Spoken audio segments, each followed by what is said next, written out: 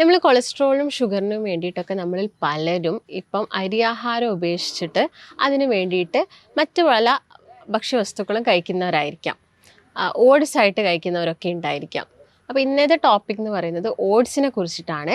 അവരിൽ എന്താവുന്നില്ല, ഷുഗർ കുറയുന്നില്ല, അതുപോലെ തന്നെ കൊളസ്ട്രോൾ കുറയുന്നില്ല, ഭാരം കുറയുന്നില്ല. ഇത് അവർ ചെയ്യുന്ന ഒരു മിസ്റ്റേക്ക് കൊണ്ടാണ്. അതുകൊണ്ട് അത് ഫാറ്റ് മെറ്റബോളിസത്തിന് എന്ത് ചെയ്യും, കറക്റ്റ് ചെയ്യാൻ സഹായിക്കും. അതുകൊണ്ടാണ് ഇത് കൊളസ്ട്രോൾ കുറയ്ക്കുന്നതും അതുപോലെ തന്നെ ശരീരത്തിൽ ഓവറായിട്ട് കൊഴുപ്പ് അടിഞ്ഞു കൂടുന്നതൊക്കെ പ്രിവെൻറ്റ് ചെയ്യുന്നത്. നമസ്കാരം, ഞാൻ ഡോക്ടർ ഭാഗ്യ, Q1B ഹെൽത്ത് കെയറിലെ ആയുർവേദ ഡോക്ടറാണ്. നമ്മൾ കൊളസ്ട്രോളിനും ഷുഗറിനും വേണ്ടിയിട്ടൊക്കെ നമ്മളിൽ പലരും ഇപ്പം അരിയാഹാരം ഉപേക്ഷിച്ചിട്ട് അതിന് വേണ്ടിയിട്ട് മറ്റു പല ഭക്ഷ്യവസ്തുക്കളും കഴിക്കുന്നവരായിരിക്കാം. ഓട്സ് ആയിട്ട് കഴിക്കുന്നവരൊക്കെ ഉണ്ടായിരിക്കാം. അപ്പോൾ ഇന്നത്തെ ടോപ്പിക് എന്ന് പറയുന്നത് ഓട്സിനെ കുറിച്ചിട്ടാണ്.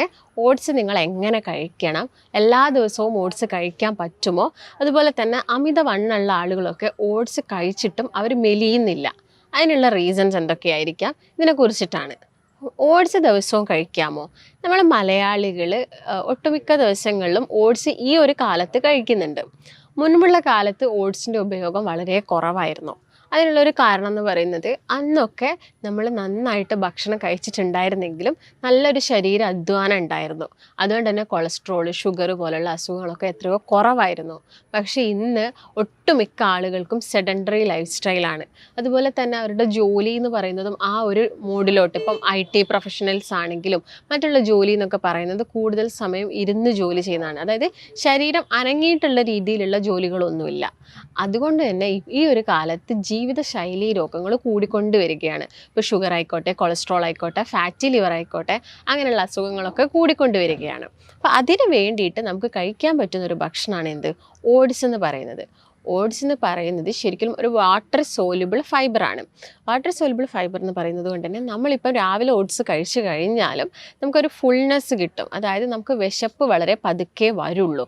അതുകൊണ്ട് തന്നെ നമുക്ക് ഓട്സ് ഒരു നേരത്തെ ഭക്ഷണമായിട്ട് കഴിക്കാൻ പറ്റും.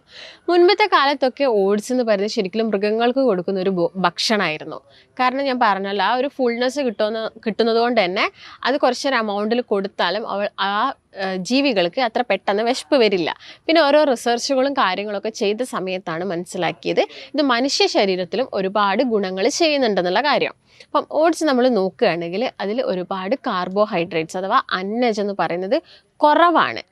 നോർമലി നമ്മൾ ബാക്കിയുള്ള ഭക്ഷണം കമ്പയർ ചെയ്യുന്ന സമയത്ത് കാർബോഹൈഡ്രേറ്റ്സ് നമ്മളെ ശരീരത്തിന് വേണ്ട എനർജി തരുന്ന രീതിയിൽ മാത്രമേ ഉള്ളൂ. അതുപോലെ തന്നെ അതിൽ ധാരാളം എന്തുണ്ട്, പ്രോട്ടീൻസ് അടങ്ങിയിരിക്കുന്നുണ്ട്. അതുപോലെ തന്നെ ഫൈബേഴ്സും ധാരാളം ഉണ്ട്. ഇതൊക്കെയാണ് ഓട്സിൽ മെയിൻ ആയിട്ടുള്ള കാര്യങ്ങൾ. അതിൽ നമ്മളിപ്പോൾ ഒരു 100 ഗ്രാം ഓട്സ് എടുക്കുകയാണെങ്കിൽ അതിലൊരു 400 കിലോ കലോറി എന്തുണ്ട്, എനർജി ഉണ്ട്. ഒരു 35% വരുന്നത് പ്രോട്ടീൻസ് ആണ്. അതുപോലെ തന്നെ ഒരു 38% കാർബോഹൈഡ്രേറ്റ്സ് വരുന്നുണ്ട്. 45% എന്ത് വരുന്നുണ്ട്, ഫൈബേഴ്സ് വരുന്നുണ്ട്. പിന്നെ ഒരുപാട് മിനറൽസ് ഉണ്ട്. സിങ്ക്, സെലീനിയം പോലുള്ള ഒരുപാട് മിനറൽസും ഓട്സിൽ അടങ്ങിയിട്ടുണ്ട്. ഇങ്ങനെ നമ്മൾ ഓട്സ് ഒരു നേരത്തെ ഭക്ഷണമായിട്ട് കഴിക്കുകയാണെങ്കിൽ ഓട്സിൻ്റെ അകത്തുനിന്ന് നമ്മുടെ ശരീരത്തിലോട്ട് ഉണ്ടാകുന്ന എനർജിയുടെ അബ്സോർപ്ഷൻ എന്ന് പറയുന്നത് വളരെ സ്ലോ ആയിട്ടാണ് നടക്കുന്നത്. അതുപോലെ തന്നെ ഓട്സിലുള്ള കാർബോഹൈഡ്രേറ്റ്സ് മെയിനായിട്ടും 2 രീതിയിലാണ്.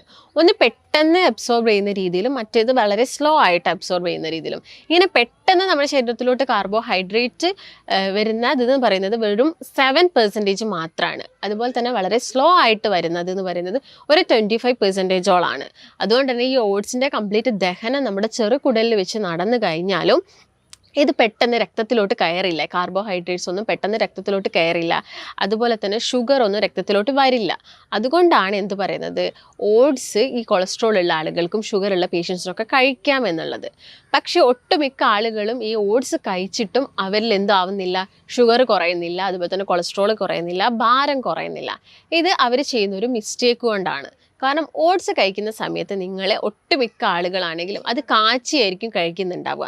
കാച്ചി എന്ന് പറയുന്ന സമയത്ത് പാലിലോ അല്ലെങ്കിൽ വെള്ളത്തിലോ, ഇപ്പം പാലിൽ കാച്ചി കുടിക്കുന്ന സമയത്താണെങ്കിലും വെള്ളത്തിൽ കാച്ചി കുടിക്കുന്ന സമയത്താണെങ്കിലും അതിൽ ഗ്ലൈസീമിക് ഇൻഡെക്സ് എന്താവുന്നുണ്ട്, കൂടുന്നുണ്ട്. ഇപ്പം പാലിലാണെങ്കിൽ കുറച്ച് 90% ഉണ്ടെങ്കിൽ വെള്ളത്തിൽ കാച്ചി കുടിക്കുന്ന സമയത്ത് ഒരു 85% ഈ ഗ്ലൈസമിക് ഇൻഡെക്സ് കൂടുതലാണ്. അതുകൊണ്ട് നമ്മൾ കാച്ചി കുടിക്കുന്നത് എന്ത് ചെയ്യണം, മാക്സിമം ഒഴിവാക്കണം. ഇപ്പോൾ പാല് കാച്ചി കുടിക്കുന്ന സമയത്ത് തന്നെ ചിലപ്പോൾ നമ്മൾ കുറച്ചുകൂടി ഷുഗറൊക്കെ ആഡ് ചെയ്യാനുള്ള ചാൻസ് ഉണ്ട്.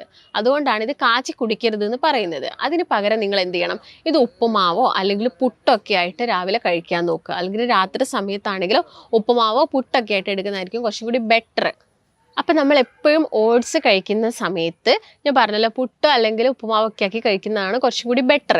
അതിന് നിങ്ങൾ എന്ത് ചെയ്യുക, വെജിറ്റബിൾസ്, ബീൻസോ ക്യാരറ്റ് അങ്ങനെയുള്ള വെജിറ്റബിൾസൊക്കെ നന്നായിട്ട് കട്ട് ചെയ്തിട്ട് ഓട്സ് ഉണ്ടാക്കി ഒരു പുട്ടൊക്കെ ആയിട്ട് കഴിക്കുകയാണ് കുറച്ചും കൂടി നല്ലത്.